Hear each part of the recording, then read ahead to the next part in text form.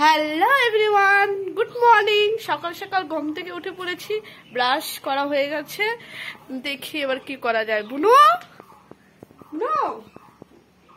ওই শুন, কি খাবি বল, কি খাবি?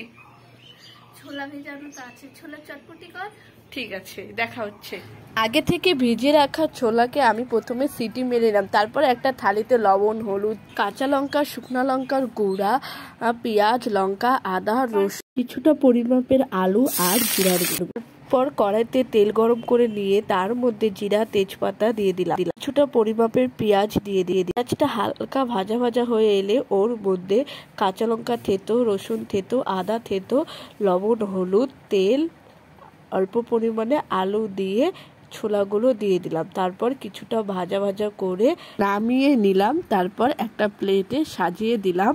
এবার বুনুর রিয়াকশনটা কেমন হয় তোমরা দেখো। বললো খুব ভালো হয়েছে, জাস্ট ওয়াও। তোমরা এটা বাড়িতে ট্রাই করো আর আমাকে বলো কেমন হয়েছে।